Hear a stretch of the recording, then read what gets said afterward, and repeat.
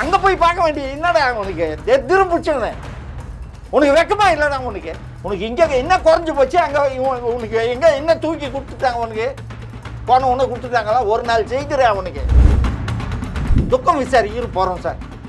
நம்ம போய் என்ன சார் பண்ணுவோம்? போய் ரெண்டு கையை பிடிச்சிக்கின்னு ஐயா நம்மளை விட்டுட்டு போயிட்டானே அப்படின்னு நம்ம வருத்தத்தை தெரிவிச்சுட்டு வருவோம். என்ன சார் பழக்கூடையாக கொடுப்பாங்க? பழம் எடுத்துன்னு போய் கொடுக்குறாரு சார். அவர் மூகாமுத்து செஞ்சுட்டு தான் இவர் பழம் எடுத்து கொடுக்குறாரு சார். சசிகலா அம்மாவனுடைய போஸ்டர்கள் எல்லாம் சாணி அடிக்க வச்சுட்டு ஓ பன்னீர்செல்வம் தான். இதெல்லாம் அந்த அம்மா மறந்துருக்க மாட்டாங்க. எட்டி உதைத்தது யாரு? அந்த அம்மா இறந்ததுக்கு காரணம் முழுக்க முழுக்க சசிகலா தான் சார். ஓ பன்னீர்செல்வம் எப்படி அரசியலுக்கு வந்தாருன்னு கேட்டாக்கா டிடி தினகரன் மூலியமாக தான் இவர் அறிமுகமானார். ஏன் மர்மம் இருக்குதுன்னு சொன்னார். ஏன் விசாரணை கமிஷனுக்கு போகல? அதை கொஞ்சம் தயவுசெய்து வெளியே இந்த தொண்டர்கள் எல்லாருமே அவர் கூட இருக்கார் நண்பர்கள் அத்தனை பேரும் எனக்கு கொஞ்சம் ஊடகத்தின் வாயில சொன்னால் போதும். இப்போ ஜெயலலிதா மரணத்தில் ஓபிஎஸ்க்கு தொடர்பு இருப்பதாக சொல்கிறீங்களா? ஓபிஎஸ்க்கு தொடர்பு இருக்குதுன்னு நான் சொல்ல, அவருக்கு எப்படி இறந்தாங்கன்றது எல்லாமே அவருக்கு தெரியும். எப்படி தான் இறந்தாங்க?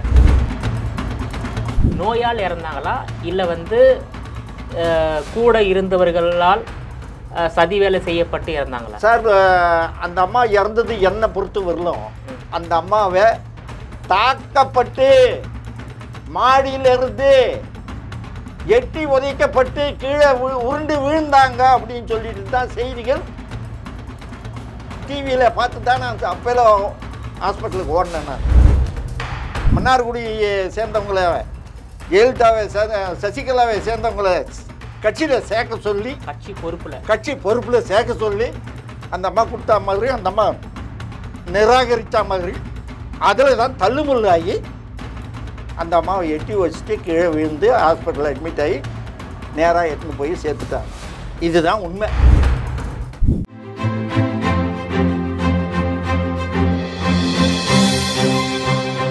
ஜெம் டிவி நேயர்கள் அனைவருக்கும் வணக்கம். அரசியல் ஆடுகள பகுதியில் அதிமுகவின் மூத்த தொண்டர் ஓமப்பொடி பிரசாத் சிங் அவர்கள் நம்மோடு இணைந்துள்ளார். அவரிடம் இன்றைய அரசியல் நிலவரம் குறித்து விரிவாக விவாதிக்கலாம். சார் வணக்கம். சார் வணக்கம் வணக்கம் வணக்கம் சார்.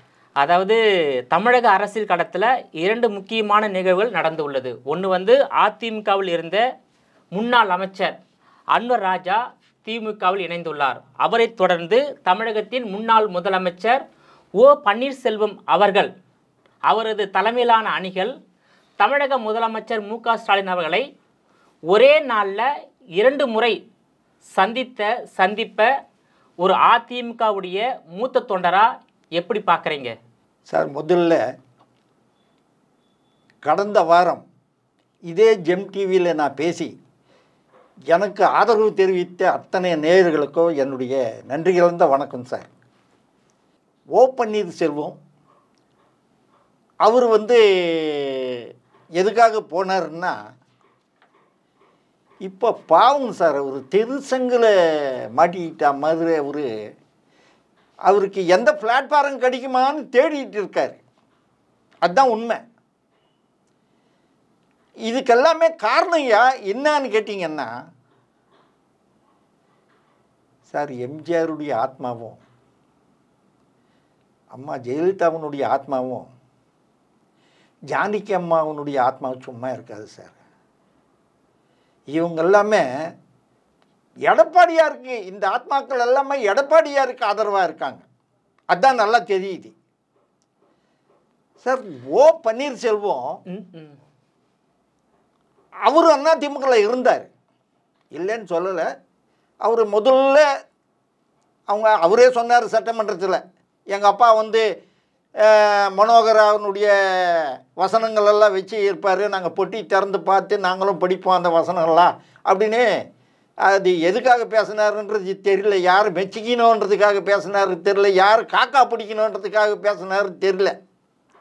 ஆனால் செல்வேந்திரன் சொல்லிட்டு ஒரு எம்பி இருந்தார் மதுரையில், அவர்கிட்ட இந்த ஓபிஎஸ் எடுபிடி வேலை செஞ்சுக்கிட்டு இருந்தார்.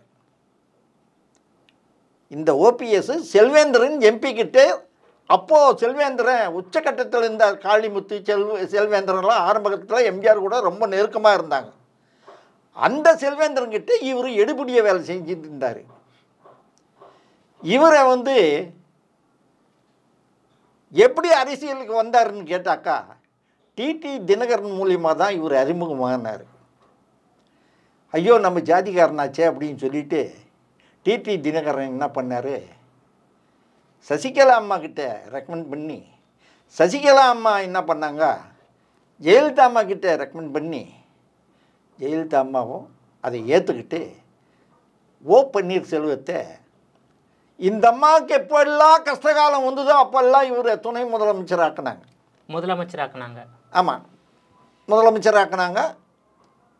அந்த அம்மா கஷ்டகாலங்கள்லாம் இவர் 5 தடவை இருந்திருக்கிறாரு. 500 நாள் மொத்தத்தில் இருந்திருக்காரு.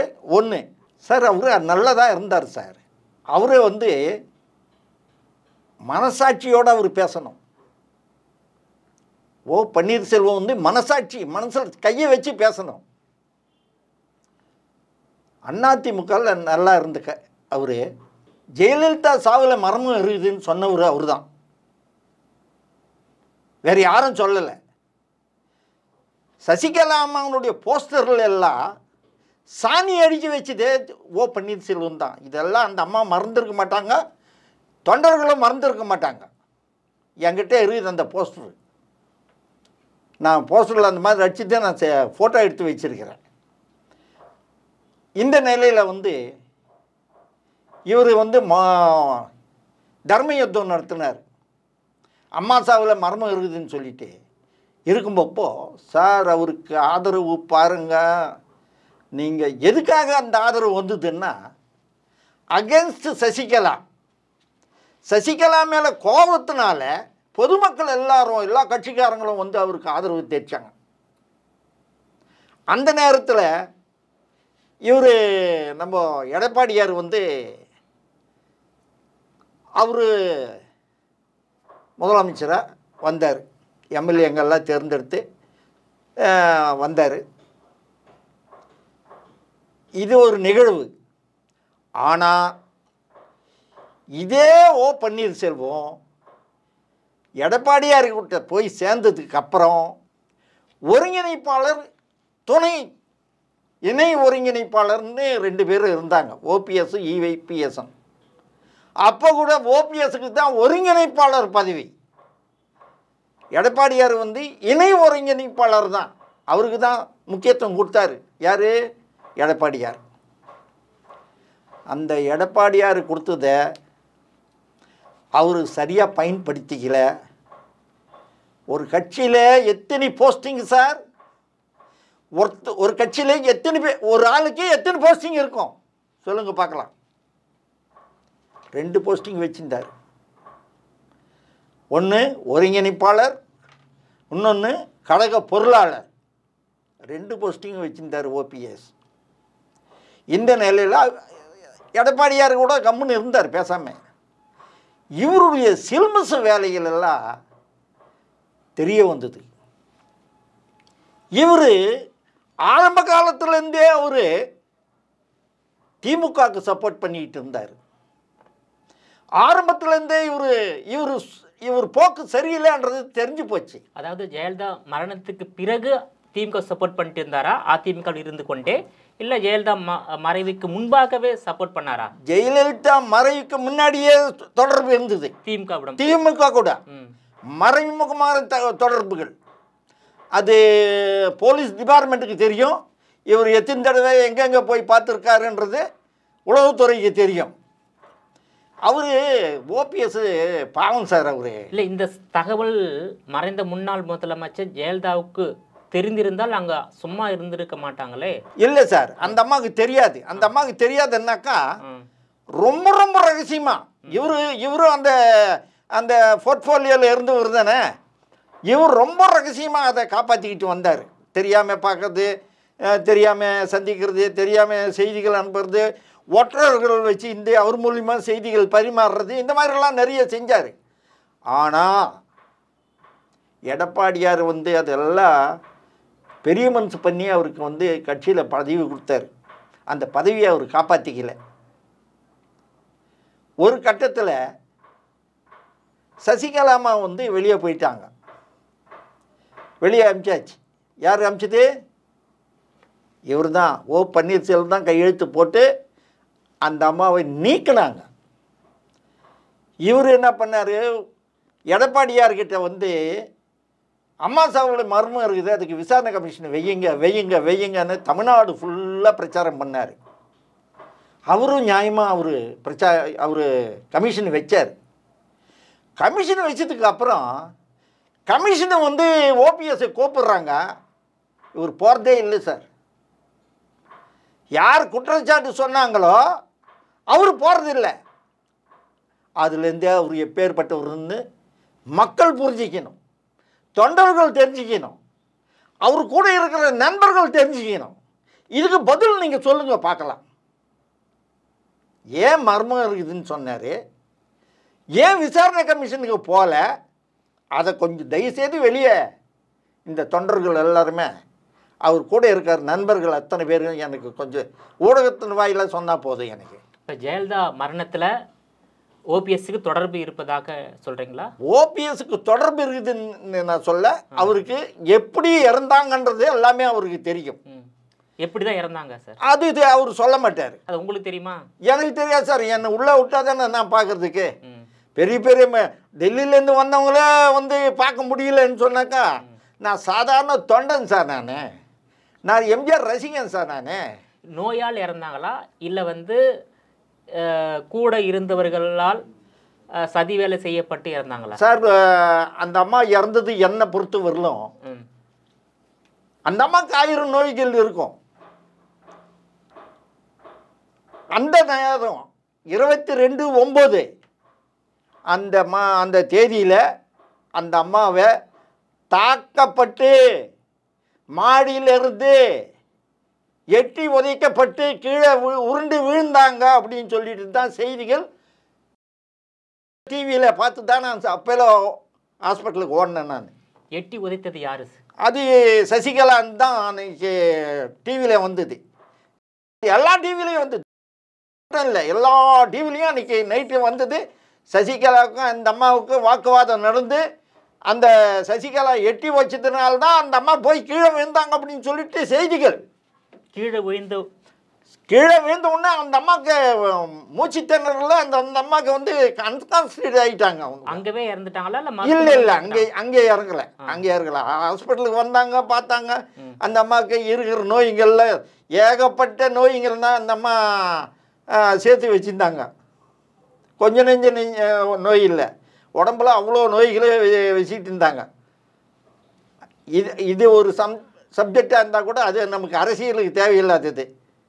இருந்தாலும் அந்த அம்மா இறந்ததுக்கு காரணம் முழுக்க சசிகலா தான் சார்.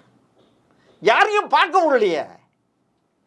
ஒருத்தர் பார்க்க விட்டாக்கா, சார் நான் போய் பார்த்தேன் சார் அம்மாவை, அந்த அம்மா நல்லா தாங்க சார் இருந்தாங்க, இன்னென்ன ட்ரீட்மெண்ட்டு இந்த சமாச்சாரம்னு சொல்லியிருந்தாங்க தெரிஞ்சிருக்குமே.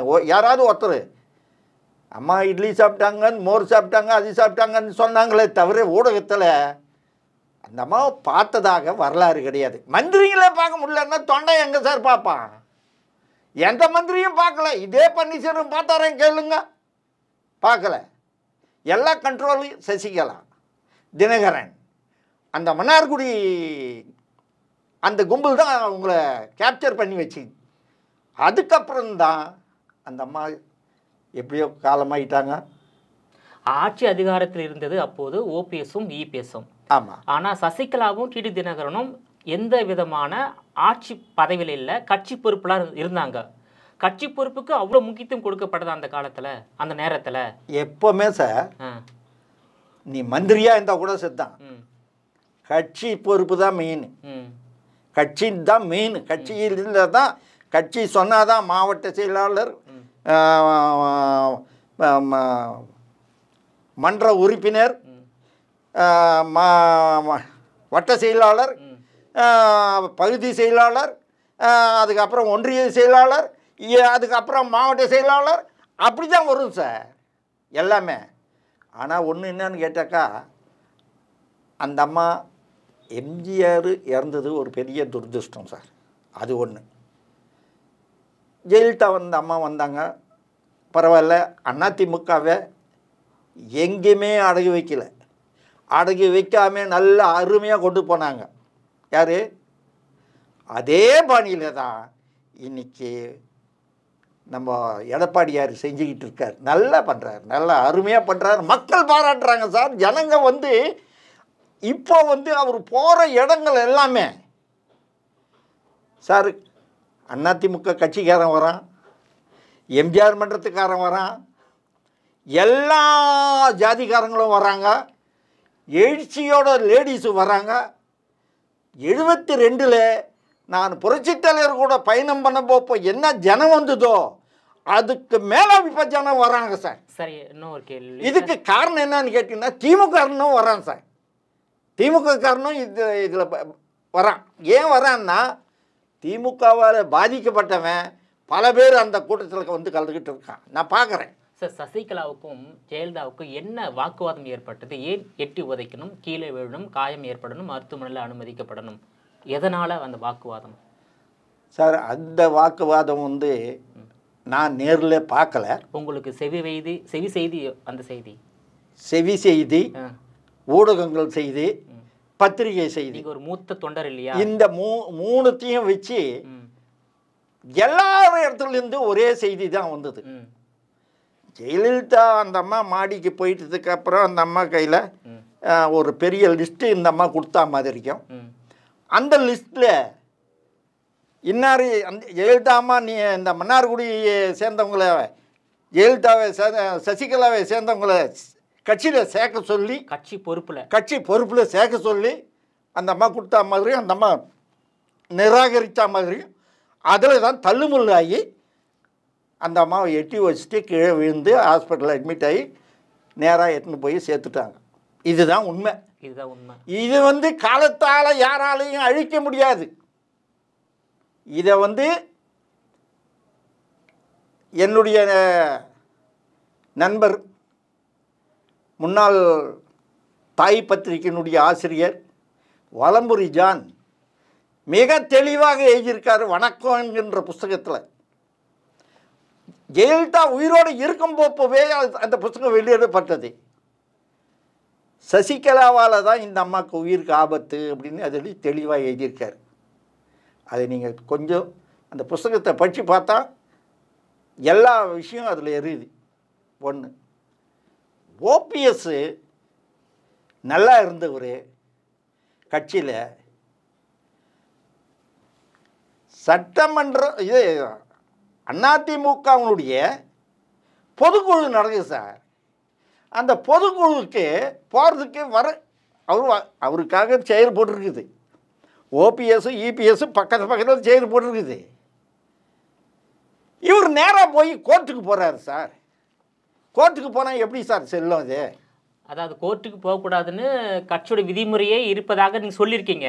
ஆமாம் சார். இன்னொரு விஷயம் நான் சொல்கிறேன். இப்போ வந்து ஏன் சார் சசிகலா மீது நடவடிக்கை எடுக்கலை? கட்சி ரீதியாக இல்லை அரசாங்க ரீதியாக அவங்க தான் தள்ளி விட்டு எட்டி உதைத்து இறந்து விட்டதாக சொல்கிறீங்க. ஏன் அவங்க மீது நடவடிக்கை எடுக்கலை? அவங்க சொத்து குவிப்பு வழக்கில் தானே சார் அவங்க நீதிமன்றம் போனாங்க. வருமானத்துக்கு அதிகமான சார் நீங்கள் சொல்கிறது அருமையான கொஸ்டின். அந்த நேரத்தில் அனைத்து இந்திய அண்ணா திராவிட முன்னேற்றத்தில் கட்சியிலேயே பெரிய புயல் வீசிக்கிட்டு இருந்தது. யார் தலைமை தாங்குவாங்க, எப்படி இந்த கட்சி நடக்கும் அப்படின்னு சொல்லிட்டு ஒரு பெரிய புயல் நடந்துக்கிட்டு இருந்தது. அதுக்கப்புறம்தான் எடப்பாடியார் வந்தார். எடப்பாடியார் வந்ததுக்கப்புறம் இவரை சேர்த்துக்கிட்டாரு. இவரை சேர்த்ததுக்கப்புறம் இவரே என்ன பண்ணார், எடப்பாடியார்கிட்ட சொல்லி சசிகலாவை நான் நீக்குங்க, முதல்ல நீக்கினா தான் நான் மந்திரி பதவியிலே எடுத்துப்பேன், அந்த உங்கள் கூட நான் சேருவேன்னு சொல்லிட்டு ஒப்பந்தம். இது வாய் வழி ஒப்பந்தம், எல்லாருக்கும் தெரியும். கட்சிக்காரன் அடிமட்ட தொண்டன் முதல் கொண்டு எல்லாருக்கும் தெரியும். இல்லைன்னு தான் நான் சொல்கிறேன். முதல்லையே மனசில் கையை வச்சு சொல்லுங்க. ஓபிஎஸ் இது சொன்னாரா சொல்லலையான்னு சொல்லுங்க பார்க்கலாம். அவர் சொன்னார். சொன்னதுனால்தான் சசிகலாவை கட்சியிலேருந்து நீக்கினாங்க. யார் நீக்கிறது? அது கூட ஓபிஎஸ். ஓபிஎஸ் தான் நீக்கினார். இப்போ ஓபிஎஸும் டிடிவியும் சசிகலாவும் இணக்கமாக இருக்கிறார்களே சார். இருக்கலாம் சார். அன்றைக்கு நீக்க சொன்னவர் இன்று இணக்கமாக இருக்கின்றார்கள் சார். இன்னொரு விஷயம் வந்து இந்த ஆறுமுகசாமி ஆணையத்தால எந்த நியாயமும் கிடைக்கலையே ஜெயலலிதா மரணத்துல சார். ஆறுமுகசாமி கமிஷனில் வைக்க சொன்னது ஓபிஎஸ். அந்த ஆணையத்தில் எனக்கு ஒன்றுமே தெரியாதுன்னு சொன்னது இதே ஓபிஎஸ். கவுனமில்ல நழுனவர் யார்? ஓபிஎஸ். இது எல்லாருக்கும் தெரியும் சார். நடந்த நிகழ்ச்சிகளை உற்று நோக்கி பார்த்தா போதும் சார். பொறுமையாக பார்த்தோம்னா நமக்கு தெளிவாக தெரியும் யார் என்ன சொன்னாங்கன்றது. எல்லாம் செய்திகள் தான். நான் வந்து பக்கத்தில் யாரும் உட்காந்து பார்க்கல. ஊடகங்களில் வந்தது, பேப்பரில் வந்தது, வார பத்திரிகையில் வந்தது, மாத பத்திரிகையில் வந்தது, எல்லா பத்திரிகையிலும் வந்தது தான் செய்திகள் தான் எல்லாமே.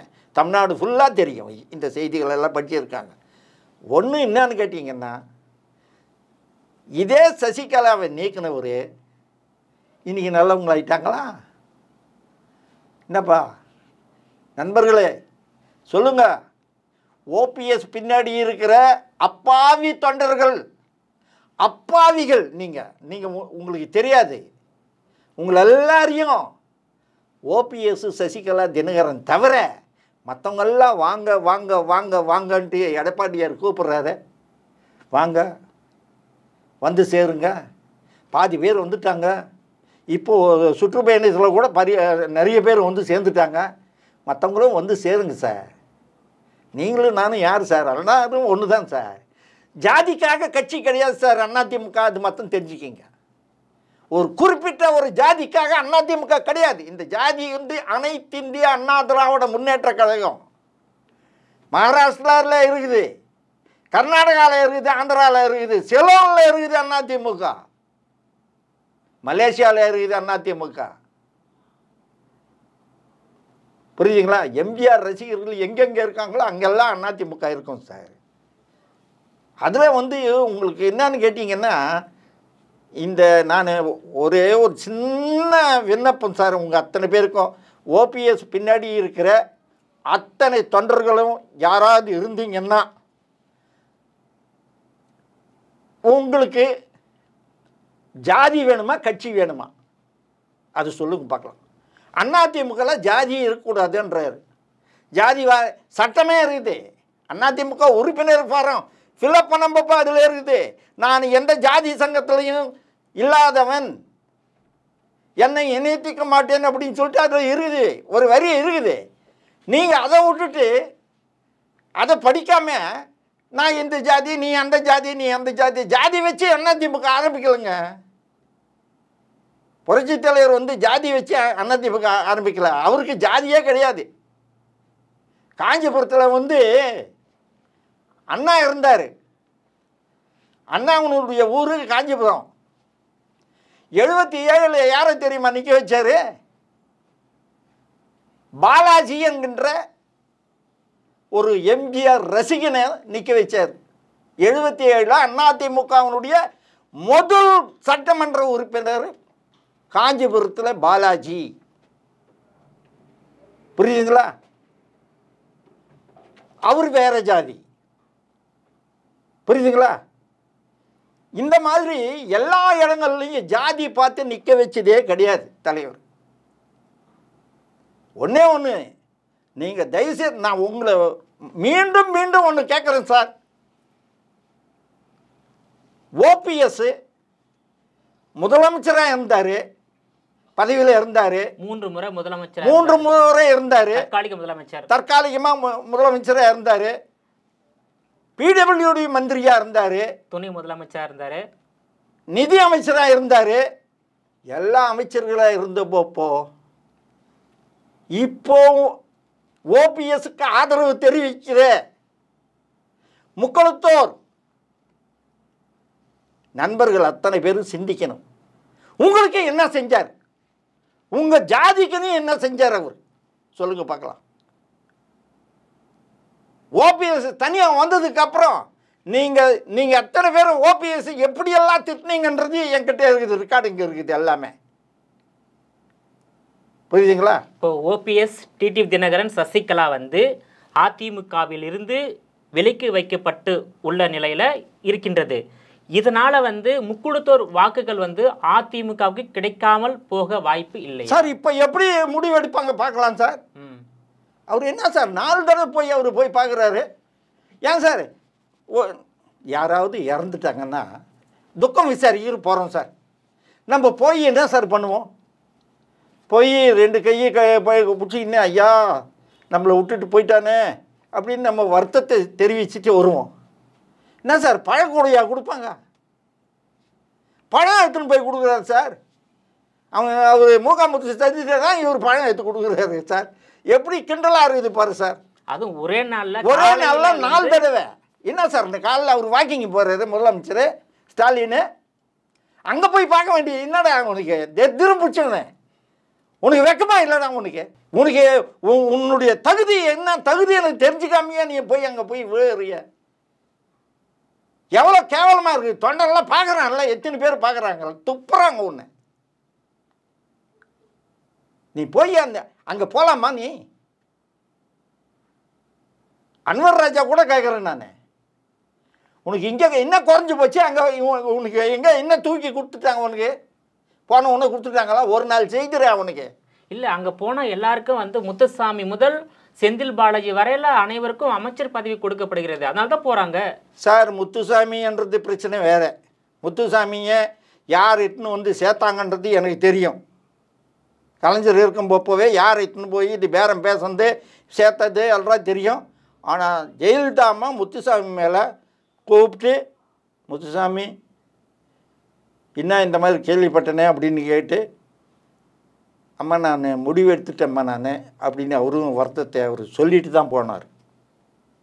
ஏன்னு கேட்டாக்கா ஈரோட்டில் செங்கோட்டையனுக்கு அவருக்கு ஆகாது. ஆரம்ப காலத்துலேருந்தே எம்ஜிஆர் காலத்துலேருந்தே. எம்ஜிஆர் காலத்தில் முத்துசாமியை தனது பிள்ளையாக நினைச்சார் எம்ஜிஆர். இவரு கூட தான் செங்கோட்டையன் கூட அப்படி தான் வச்சுட்டு தான் அவர் மாவட்ட செயலாளர்னு எல்லாம் பண்ணார். ஆனால் கடைசி வரலும் அவர் முத்துசாமியை இந்த அம்மா மதிக்கலை.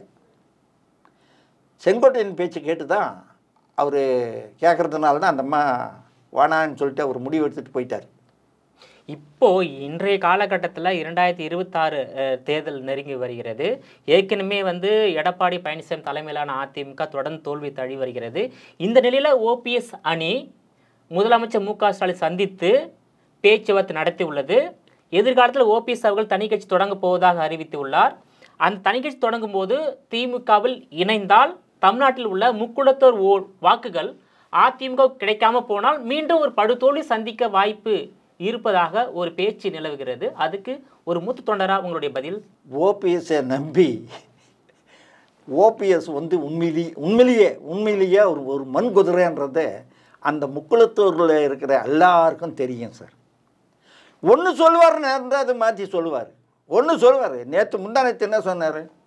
மாநாடு நடத்த போகிறேன், மதுரையில் பெரிய மாநாடு நடத்த போகிறேன்னு காலையில் சொன்னார். சாயந்தரம் என்ன சொல்கிறாரு? அவரே ஓபிஎஸ் கேன்சல் இது, நான் வீதி வீதியாக வரப்போகிறேன், தெருவாக வரப்போகிறேன், வீடு வீடாக வரப்போகிறேன். நீ வந்தேன்னா வீடு எல்லாம் சாத்தி வச்சிடுவாங்க எல்லோரும். உண்மையாக தான். உண்மையான அதிமுக என்ன பண்ணுவான்னு தெரியுமா? ஓபிஎஸ் அந்த தெருவுக்காக வந்தாக்கா வீடெல்லாம் சேர்த்தி வச்சுருவாங்க, திறந்து வைக்க மாட்டாங்க, ஒன்றை பார்க்க மாட்டாங்க. பரிதாபமே கிடையாது உண்மையில. போய் ஒரு நாளைக்கு 4 தடவை பார்க்கலாமா? நீ உன் தகுதிக்கு 4 தடவை பார்க்கலாமா? உனக்கு எவன் யோசனை சொல்கிறவன்? இல்லை, 2 முறை தான் பார்த்ததா தகவல். 4 தடவை. இன்னொன்று சார், அவரை பற்றி என்ன சார்? ஓபிஎஸ் பாவம் கவர்னர் டீ பார்ட்டி வைக்கிறாரு சார். இவர் எம்எல்ஏ, முதலமைச்சர் வரப்போகிறாரு, அந்த டேபிளில் உட்கார போகிறார். இவர் எம்எல்ஏ, இவர் போய் எத்தனை மணிக்கு போகணும் சார்? குறிப்பாக எத்தனை மணிக்கு போவாங்க? 6 மணிக்கெல்லாம் போய் உட்காந்துருக்காரு சார். அங்கே இங்கே பெருக்கின்னு இருக்காங்க, எல்லாம் சுத்தம் பண்ணின்னு இருக்காங்க. போய் எங்கள் டேபிளில் போய் உட்காந்துன்னு இருக்காரு. என்ன சார் இது? அது பார்க்குறதுக்கு எத்தனை ஊடகக்காரங்கள்லாம் அங்கே இருக்காங்க, எத்தனை பத்திரிக்கைக்காரங்கள்லாம் பார்க்குறாங்க, ஃபோட்டோ எடுக்கிறாங்க, பார்க்குறாங்க. அதிலெல்லாம் பத்திரிகையில் வருது இல்லை செய்திகள். இதெல்லாம் அவருக்கு ஓபிஎஸ் வந்து சரியில்லை சார். ஓபிஎஸ் பின்னாடி இருக்கிற அத்தனை நண்பர்களும் உங்களை கேட்குறது என்னன்னு கேட்டிங்கன்னா, நீங்கள் தயவுசெய்து சிந்திச்சு பாருங்கள். உண்மையிலேயே அதிமுக அவனுடைய விசுவாசியாகி இருந்தால் நீங்கள் அதிமுக மேலே பற்று இருந்ததுன்னா ஓபிஎஸ்ஸை விட்டுட்டு நேராக சரி எடப்பாடியார்கிட்ட வாங்க. நான் இட்டுன்னு போகிறேன் சார். நீங்கள் எத்தனை பேர் வர்றீங்களா வாங்க சார், நான் இட்டுன்னு போகிறேன் சார்.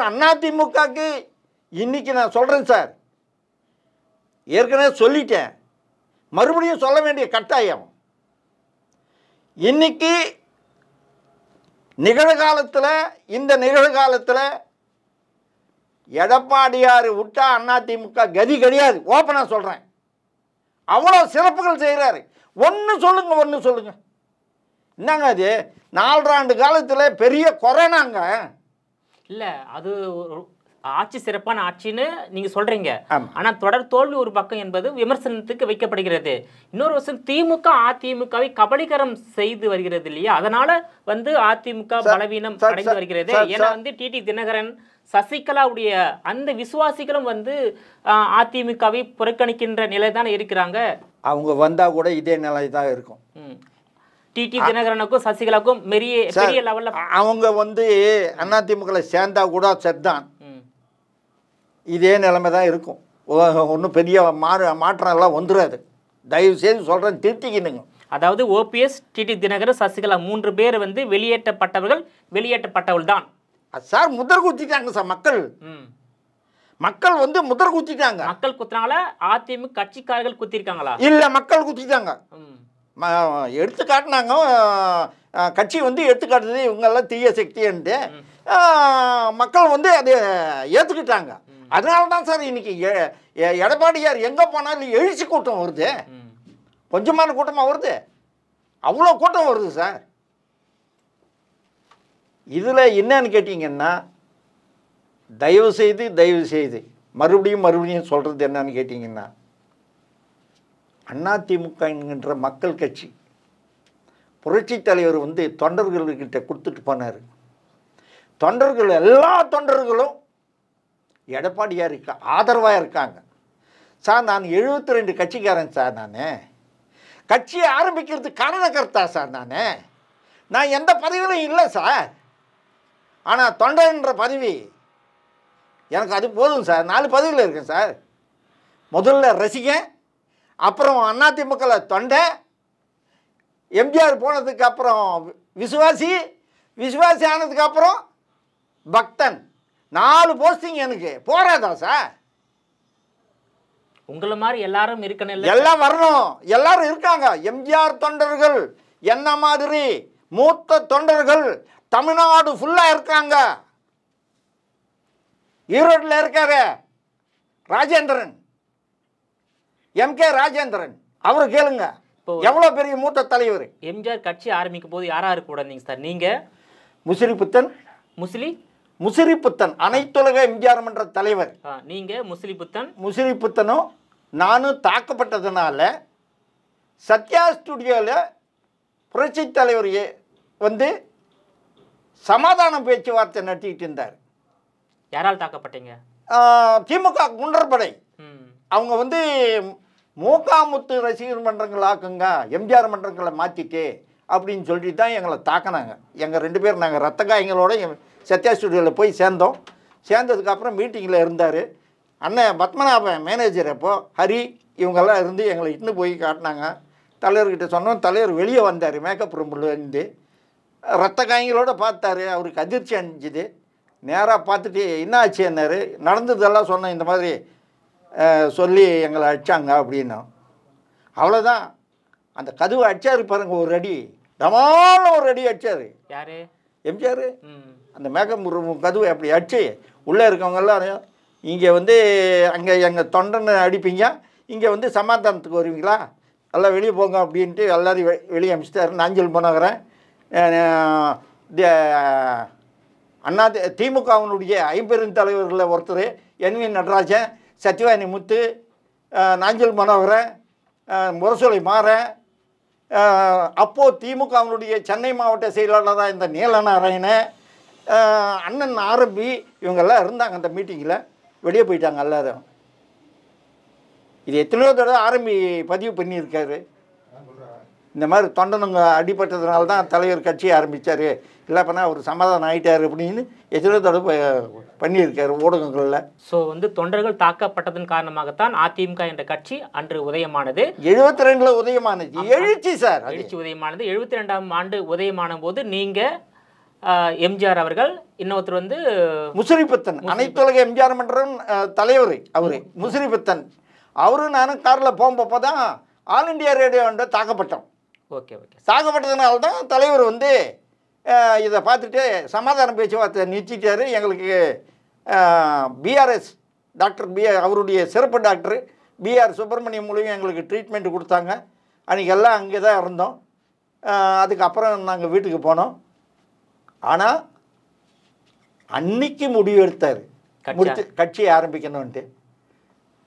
அண்ணன் அனகாபுத்தூர் ராமலிங்கம் அண்ணா திராவிட முன்னேற்ற கழகம்ன்ற அமைப்பை உருவாக்கி அவர் தொழிற்சங்கத்துக்காக வச்சுருந்தார். அதை அப்படியே கட்சியாக மாற்றினார்.